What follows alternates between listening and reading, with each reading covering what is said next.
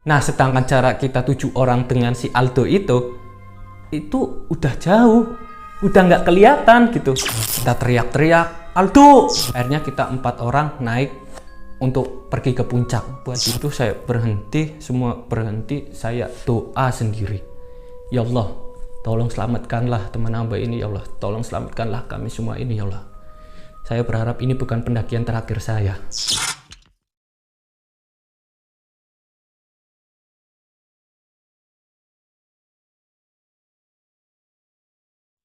Halo semuanya. Temu maning karo aku Nengganet, dan di video kali ini aku mau sedikit berbagi cerita atau berbagi experience saya kemarin ke Gunung Slamet atau pendakian saya kemarin ke Gunung Slamet. Kalau kalian nanya kenapa videonya ini enggak dibikin dalam bentuk narasi atau ada backsoundnya atau musiknya, itu enggak. Karena waktu itu saya benar-benar enggak niat banget buat bikin video pendakian. Kalau biasanya kan ya sering banget lah, setiap gunung manapun pasti saya bikin video. Tapi entah kenapa pas hari itu enggak bikin video. Nah, jadi kali ini aku ya mau sedikit sharing-sharing saja, cerita saja mengenai pengalaman saya atau kisah pendakian saya ke Gunung Slamet pada tanggal 28 sampai 29 November 2020. Mungkin cerita ini enggak ada hubungannya ya dengan yang namanya setan, enggak 100% di cerita ini saya enggak ketemu setan, tapi lain hal. Di sini ada cerita yang sangat-sangat menarik yang perlu saya ceritakan kepada jenengan semua. Dan mungkin cerita ini belum pernah saya temukan ketika saya suka naik gunung 5 tahun yang lalu. Oke, langsung saja saya ceritakan ya lur. Nah, pada awalnya saya diajak oleh teman saya yaitu yang namanya Mas Bagas. Dia mengajak saya untuk pergi naik gunung ke Gunung Slamet. Awalnya saya tanya mau naik tanggal berapa, hari apa. Dia nyebut tanggal 28 sampai 29 November. Itu tepatnya hari Sabtu sama Minggu. Jadi 2 hari 1 malam. Nah, dari situ saya tanya, ini mau naik sama siapa saja, berapa orang, terus mau lewat jalur mana? Kata dia 8 orang termasuk saya dan mau lewat ke jalur Guci, lebih tepatnya di base camp Kompak. Kebetulan banget ini adalah jalur yang terdekat dari daerah atau rumah saya. Akhirnya tibalah di hari Sabtu. Saya dan teman-teman atau 8 orang tersebut termasuk saya ini kumpul di rumahnya si Kuple pada jam 7 pagi Sabtu. Terus kita kumpul packing apa yang perlu dibawa. Habis itu jam 8 kita berangkat ke Guci. Perjalanan dari si rumahnya si Kuple sampai Guci itu memakan waktu hanya 25 menit saja ya, karena dekat. Selawi ke Guci kan dekat banget. Akhirnya setelah sampai di Guci kita langsung pergi ke base camp Kompak. Nah, kita sampai di base camp Kompak itu pada pukul setengah 9 pagi. Setelah kita sampai, kita nggak perlu lama-lama, langsung urus simaksi, registrasi masuk dan lain sebagainya di base camp. Nah, itu memakan waktu setengah jam. Dan ketika saya lihat di area base camp itu banyak sekali para pendaki yang ingin naik di hari itu juga. Ya maklum, hari weekend, Sabtu dan Minggu pasti banyak orang yang mau naik gunung. Akhirnya setelah semuanya diurus, kami pun langsung bergerak untuk naik ke Gunung Slamet. Itu start pendakiannya pada pukul jam 9 pagi. Seperti yang saya tadi katakan di awal, saya naik bersama 8 orang. Kalau mau tahu namanya, yang pertama ada Mas Bagas yang ngajak saya, terus ada si David, si Alfian, ada Mas Najib, terus ada si Aldo, terus ada siapa lagi ya, Kuple, Jikin, dan saya sendiri, 8 orang. Dari base camp ke pos 1 itu hanya memakan waktu 50 menit saja. Ya karena deket sih, emang jaraknya dekat, tapi di tulisannya 1,5 jam. Dan di pos 1 itu kondisinya sangat rame banget. Dan akhirnya ya kita istirahat dulu di situ selama 10 menit.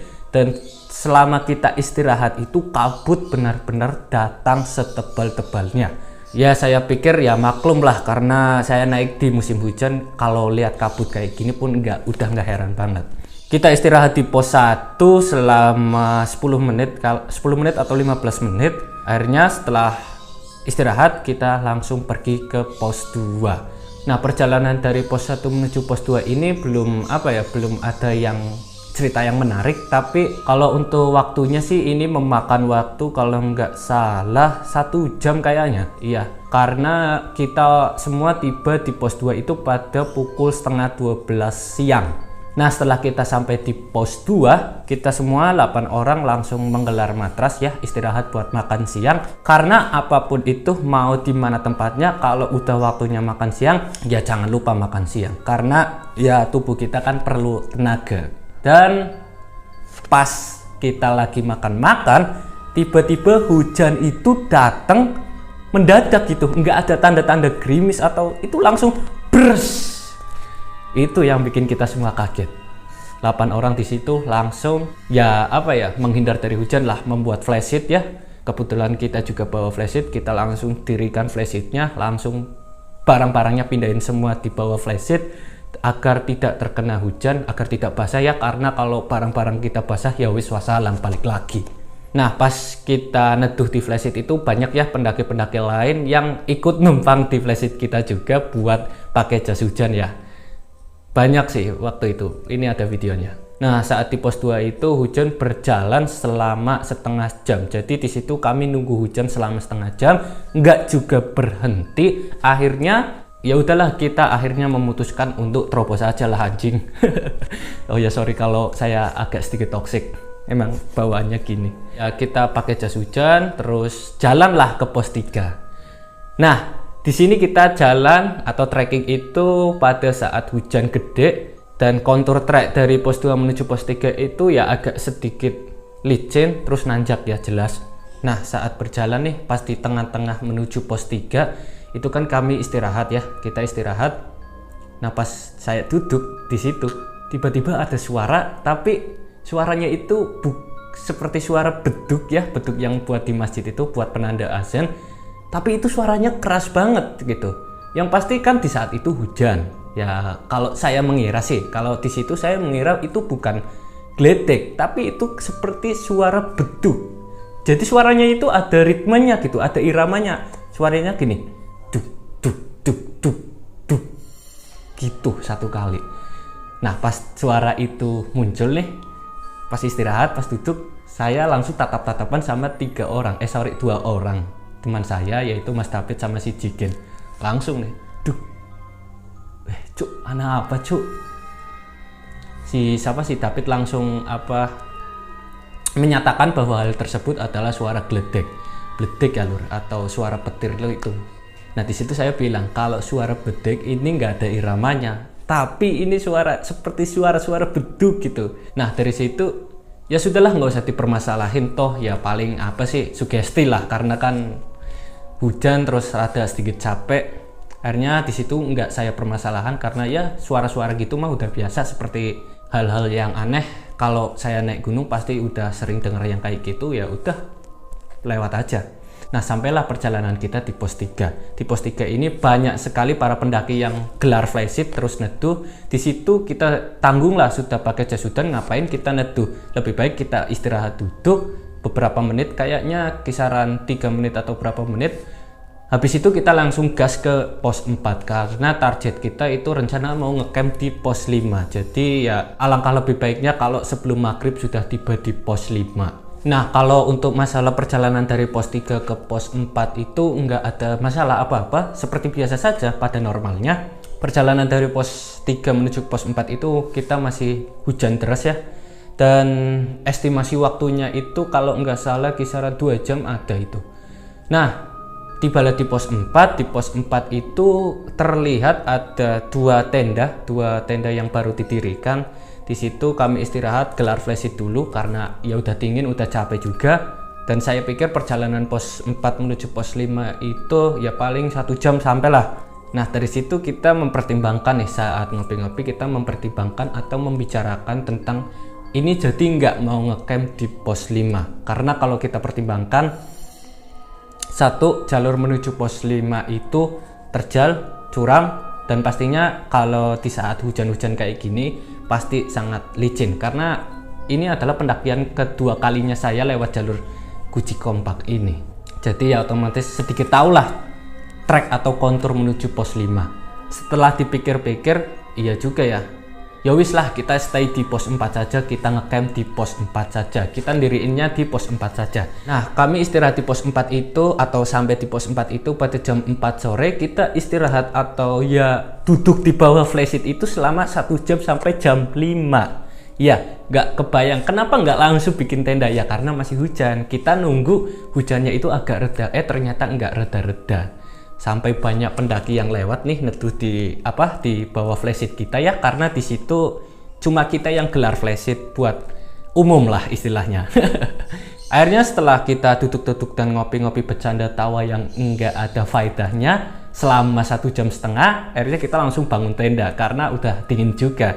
Kita bangun tenda, 2 tenda ya, semua barang-barang kita dimasukkan ke dalam tenda, dan sampai di waktu maghrib ya seperti biasa lah, makan-makan, sholat ya, habis sholat bercanda lagi ya, karena esensi naik gunung kan buat seneng-seneng gitu. Kita di situ masak-masak sampai di jam 10 ya, kita duduk di bawah flysheet tersebut sampai di jam 10. Nah, setelah perut kita semua sudah terisi dan sudah kenyang dan sudah riak atau sudah senang lah ibaratnya, akhirnya kami langsung masuk tenda, masuk sleeping bag dan tidur, karena kita mau melanjutkan perjalanan ke puncak itu pada pukul 3 pagi, dan sampailah di hari kedua. Perjalanan kita untuk menuju ke puncak akan dimulai pada pukul 3 pagi, dan di situ saya bangun jam 2:30 ya, hampir saja ditinggal. Karena yang lain bangun pada 1:30, jam 2 udah pada bangun. Ngapain sih semangat-semangat banget, masih lama kok, kata saya gitu. Kata mereka ya buat ngisi nyawa aja lah. Habis bangun saya langsung sarapan ya, karena penting banget perut harus diisi ketika kita mau melanjutkan sebuah perjalanan. Nah, dari sinilah cerita kita dimulai. Waktu sudah menunjukkan pada pukul 3 pagi. Kami langsung keluar tenda, 8 orang itu mempertanyakan fisik gimana, oke semua. Kalau oke, kita berdoa dan langsung gas ke puncak. Dari pos 4 kita jalan jam 3 sampai di pos 5 itu tiba di jam 4 pagi. Nah, di pos 5 itu banyak tenda juga, banyak pendaki lain. Kita di pos 5 itu istirahat selama 10 menit, habis istirahat 10 menit minum ya, terus makan gula aren, karena bagi saya gula aren tersebut adalah asupan tenaga, atau istilah itunya, seperti doping saya lah, biar fisik saya atau dengkul saya atau kaki saya ini masih oke untuk lanjut ke puncak. Nah, habis itu kita jalanlah ke puncak ya, melewati area berbatu atau batas akhir vegetasi Gunung Slamet, dan setelah 20 menit perjalanan kita istirahat. Nah, di situ tiba-tiba gerimis.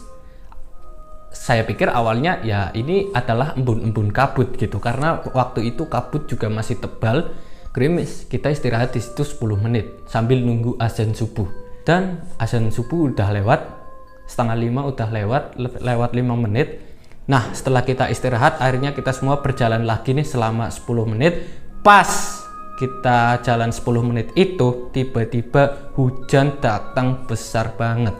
Itu hujan deras banget, seperti kita kehujanan dari pos 2 menuju ke pos 4. Nah, di situ kita duduk 8 orang ya, mempertimbangkan ini hujan, apakah mau ditunggu atau turun. Setelah kita ditanya tuh 8 orang, gimana, lu mau lanjut apa enggak? Dan setelah itu keputusan sudah ditemukan, yaitu keputusannya adalah kita turun ke pos 5. Kenapa kita memutuskan turun? Karena ada beberapa faktor. Yang pertama, dari 5 orang tersebut enggak ada yang bawa jas hujan.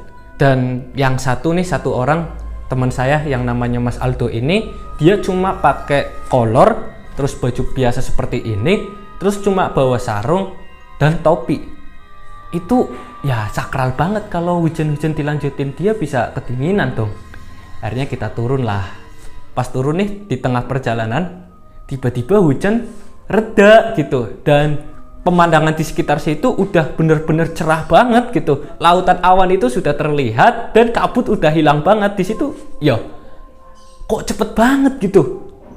Itu sebentar lagi sampai di pos 5 gitu. Ya paling 20 menit lagi sampai di pos 5. Ya kita diskusi lagi dong, gimana ini, mau lanjut ke atas atau enggak. Nah, dari situ saya sendiri sudah mulai merasa tidak enak. Ada sedikit yang janggal gitu, entah pokoknya apa, tapi di situ intinya saya benar-benar ingin turun. Jujur aja, di situ saya ditanya oleh teman saya, Bill, gimana, mau puncak enggak? Diem, enggak jawab saya. Teman-teman saya itu ya pengen ke puncak gitu. Akhirnya ya wes lah ke puncak. Karena saya sendiri pun udah bawa jas hujan, jaket waterproof, persiapan minum, makan, oke, sama bawa emergency blanket. Paling enggak ya aman lah ketika hujan datang. Kita 8 orang lanjut ke puncak, dan di sini nih, di pertengahan atau gampangnya hampir puncak. Kalau dari titik kita istirahat itu 15 menit lagi sampai ke puncak. Di situ tiba-tiba hujan datang lagi sama kabut tebal. Di situ hujannya benar-benar lebih deras daripada hujan yang sebelumnya kita temui. Waduh, di situ sudah pokoknya kacau lah. Dari situ kan teman saya nih yang namanya si Mas Aldo itu, dia kebiasaan kalau ndaki itu jalannya duluan gitu, dia sendirian. Nah, sedangkan jarak kita 7 orang dengan si Aldo itu udah jauh, udah nggak kelihatan gitu. Nah, disitulah perasaan mulai ambiar. Kita teriak-teriak, Aldo! Kita semua di situ teriak buat panggil si yang namanya Aldo itu, karena udah nggak kelihatan dan udah hujan deras. Dan yang parahnya lagi, yang saya dan kawan-kawan khawatirkan, dia itu ya seperti yang tadi saya katakan, cuma pakai baju seperti ini, terus bawahnya pakai kolor dan pakai sendal, pakai topi, bawa sarung, nggak bawa jas hujan, nggak bawa jaket gitu. Nah, di saat itu kita semua panggil-panggil, teriak-teriak, setengah jam itu ada di situ. Kita berhenti di situ teriak-teriak, hujan setengah jam. Nggak ada respon sama sekali dari si Aldo tersebut. Waduh, di situ kita makin makin khawatir dong. Sedangkan 3 orang teman saya itu, si yang namanya Kuplek sama Jigen terus David, dia udah mulai kedinginan.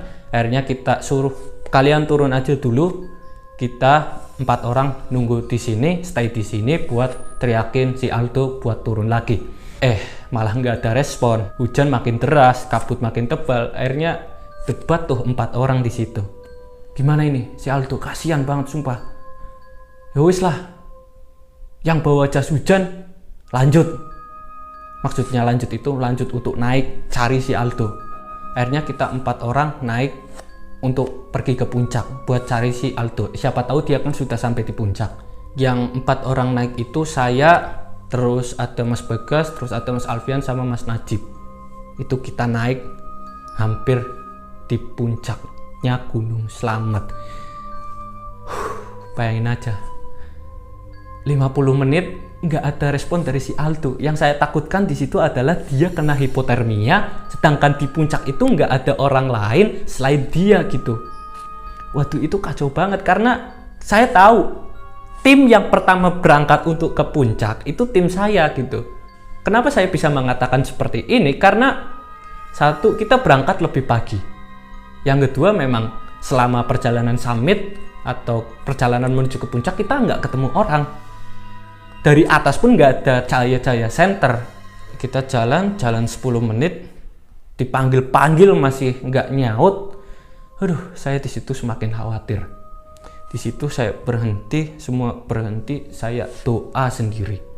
Ya Allah, tolong selamatkanlah teman hamba ini, ya Allah. Tolong selamatkanlah kami semua ini, ya Allah. Saya berharap ini bukan pendakian terakhir saya. Karena suasana di situ udah benar-benar kacau. Kita semua udah emosi. Di situ ya saya terus panjatkan doa kepada Tuhan saya untuk selamatkanlah kita semua. Selamatkanlah 4 orang ini, selamatkanlah si Mas Aldo, selamatkanlah 3 orang yang sudah turun di bawah ini.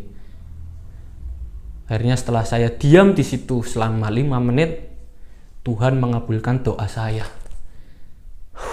Astagfirullah. Ini doa yang pertama Tuhan kabulkan secepat ini. Ketika itu si Mas Najib langsung teriak, "Tuh!" gitu. "Aldo!" gitu. Langsung ada suara sautan. Itu di situ saya seneng banget. Itu saya jamin si Aldo. Ada sautan, saya teriak gitu. Ada sautan, itu Aldo, itu Aldo. Serius? Iya gitu. Itu si Aldo, dengar saya suaranya. Akhirnya kita semua naik. Dan benar, itu si Aldo. Waduh, si Aldo itu lagi duduk, dia kedinginan, udah nggak bisa gerak, Cuk. Bayangin aja kalau kita nggak ke situ, ya wassalam itu. Untungnya dia masih, ditanya masih respon lah. Si Aldo ini sudah kena gejala hipotermia, tapi belum hipotermia sepenuhnya. Akhirnya di situ kita langsung bawa turun, sama saya pakaiin emergency blanket punya saya agar suhu tubuh dia itu pulih kembali lah setidaknya. Nah di situ ya Allah, bayangin aja cucu, khawatir ya.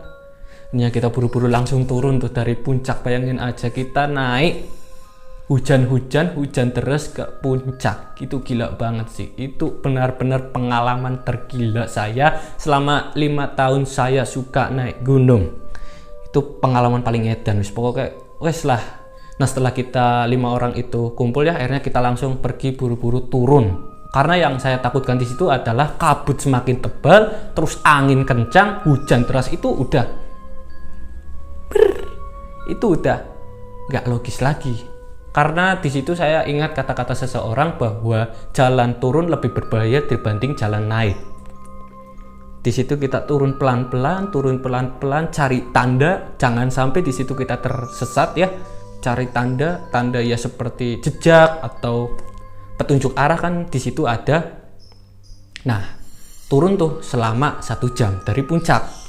Sampailah di pos 5. Di pos 5 saya minta ke pendaki situ ya yang ngecamp di pos 5, yang diriin tenda di pos 5. Saya minta tolong banget, kita numpang istirahat, kita numpang duduk supaya enggak terkena hujan. Kita di situ niatnya mau mengembalikan daya tubuh, suhu tubuh si Aldo gitu. Akhirnya kita neduh di tenda pendaki lain, dan terima kasih banget, saya ucapkan terima kasih banget buat jenengan yang mungkin menerima saya 5 orang buat neduh di situ, karena itu hujan terus banget dan udah dikasih kopi ya udah makasih banget gitu. 20 menit ada di situ saya istirahat sama teman-teman, dan yang 2 orang ini si Mas Najib sama Mas Alfian dia pengen turun. Saya di situ tinggal 3 orang, saya, Mas Aldo sama Mas Bagas. Si Mas Najib sama Mas Alfian sudah turun karena dia udah kedinginan, nggak mau kena hipotermia. Karena kalau kita duduk kelamaan kedinginan ya udah wassalam hipotermia. Setelah di situ kita beristirahat selama 20 menit, akhirnya kita 3 orang, saya, Mas Aldo, Mas Bagas, memutuskan untuk ya udahlah jalan aja daripada kita duduk di sini terus kedinginan malah lebih bahaya lagi. Kita turun ke area camp kita yaitu di pos 4. Nah setelah mau sampai di pos 4 ini kan kita semua udah senang-senang lah. Udah istilahnya ya udah happy lah. Nah di situ teman saya yang namanya Mas Bagas itu lihat ada Mas Najib di depan lagi masak, pokoknya lagi masak lah, pegang-pegang nesting sama kompor. Dia bikin bercandaan gini, tuh yuk ngeprank sekali si Najib. Kalau dalam bahasa Indonesianya yuk ngeprank si Najib gitu. Cuk, gimana ngepranknya? Pura-pura nggak kuat jalan aja dah, serius nih gitu. Si Aldonya ngomong gitu, dan saya waduh ini bocah bercandanya edan banget cuk, ini masih di gunung cuk, jangan bercanda gini, takutnya malah imbasnya nanti beneran cedera gitu. Akhirnya kita ngerjain tuh si Mas Najib. Si Aldo tersebut dipanggul ya, karena kan niat kita mau ngerjain si Mas Najib. Sampai di situ Mas Najib langsung panik gitu, tuh mana panik semua. Itu yang ada di dalam tenda pun ikut keluar ya karena panik kan. Setelah semuanya keluar, si Aldo bilang super trap. Sampai itu ngeprank yang sangat edan lah, ngeprank kayak gitu di gunung, bercandaannya ya Allah. Dan habis itu kita turun kan jam 12 ya, jam 12 kita turun. Kalau turun sih biasa-biasa saja ya, dari pos 4 ke pos 3, ke pos 3 ke pos 2. Dan disinilah saya yang kena imbas dari prank tersebut. Dia kan pura-pura kakinya sakit nggak bisa jalan. Nah di situ yang saya kena imbasnya. Perjalanan dari pos 2 nih ke pos 1, saya merasa kaki saya udah nggak beres. Pegelnya itu pegel benar-benar pegel banget gitu. Padahal ya saya sendiri tahu lah fisik saya mampu lah untuk turun. Tapi kenapa sepegel ini? perjalanan dari pos 2 tuh yang lain pada cepet-cepet, itu saya lambat sendiri. Saya jalan sendirian dari pos 2 ke pos 1 dengan rasa kaki yang sakit. Sampailah di pos 1, mereka lagi duduk, saya langsung duduk di situ, saya lempar carrier saya, itu benar-benar sakit sesakit-sakitnya. Padahal sebelumnya saya juga sebelum naik Gunung Slamet ini persiapan fisik ya oke gitu, sepedaan, jogging. Itu 2 minggu sebelumnya saya itu benar-benar rajin olahraga gitu. Perjalanan dari pos 1 ke base camp itu kaki udah benar-benar benar-benar pegel banget gitu. Mana nggak ada ojek lagi, kalau ada ojek ya saya udah numpang dong. Sampailah di base camp, kita semua sampai dengan selamat, mengucap syukur alhamdulillah karena kita sudah diberi turun dengan selamat ya, walaupun ada sedikit kejanggalan yang mungkin bisa menjadi bahan evaluasi selanjutnya ketika saya dan teman-teman mau naik gunung lagi. Oke, mungkin segitu saja. Terima kasih telah menonton dan mendengarkan cerita saya ini. Semoga bisa bermanfaat dan menjadi bahan pertimbangan selanjutnya buat jenengan yang mau naik gunung. Ya, seperti yang tadi saya katakan, jangan pernah meninggalkan teman kalian. Walaupun Anda sudah pro, ketika di situ Anda terkena masalah, siapa yang mau nolongin selain teman kamu? Benar kan? Ya, mungkin itu saja. Terima kasih. Saya meminta mohon maaf yang sebesar-besarnya apabila ada kesalahan dalam perkataan, perbuatan, maupun dalam pembahasan video tadi atau kata-kata yang mungkin kurang mengenakan di hati Anda. Jika kamu suka video ini, jangan lupa subscribe dan like dan komen. Dan jika kamu ingin membagikan cerita saya ini, ya jangan lupa klik tombol share. Oke? Terima kasih. Salam lestari. Gas terus, lur.